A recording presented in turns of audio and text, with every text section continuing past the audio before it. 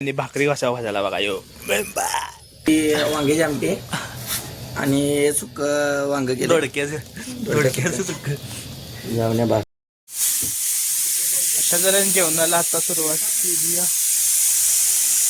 श्रावण महिना लागणार म्हणून आपण ठरलं अचानक जेवण करायचं आपल्या दुकानात. मग काय सगळं मटेरियल आणलं चालू केलं जेवण करायचं. काय मटण काढणार ना बा ह्या बोंबलं सगळं टाकून नंतर ढग उसळ अंगाला शेक टाकलं सा अंडाला रेकॉर्डिंग मध्ये वाचायचं अंगाला अंगाला तुझं बीट टाकतो की बस त्याला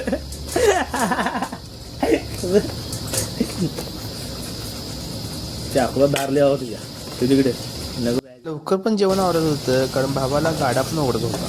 कसं आहे माहितीये काय ते आता मटन चॉप्स आणले चॉप्स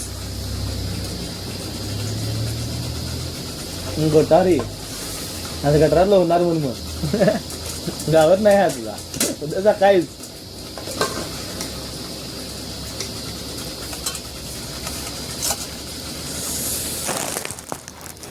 भाऊ मटणासाठी गिरवी तयार करायला होता. गिरवी बघून वाटायचं आता हे तोंडात सगळा भक्का उडणार कारण लाल लाल भडक. पण बघूया कसा विषय आलाय. मटन शिजलं 15 मिनिट मटन शिजले 15 मिनिटात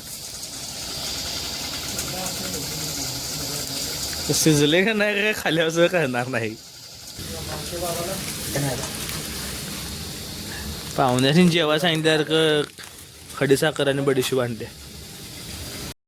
अशा तऱ्हेने जेवण झालेलं आहे आणि भाकरी कसा भाजायला बघा यो कसा विषय आहे. दाखव जरा काय काय केली ती वांग्याची आमटी आणि सुक वांग केलं दोडक्याचं सुक्क जाऊन बा. जेवण सगळं आवरलं आणि जेव्हा बुशा म्हटलं कारण पाऊस बी बाहेर चालू होता आणि गाडा पण ओढत होता. मग काय रोट्या आणलेला पार्सल आपण रोट्या घेत घेत तांबडा रशावर पण ताव मारला आणि एकदम भारी आणि टॉप चालता विषय. मग काय पटापट खाऊन घेऊया म्हटलं.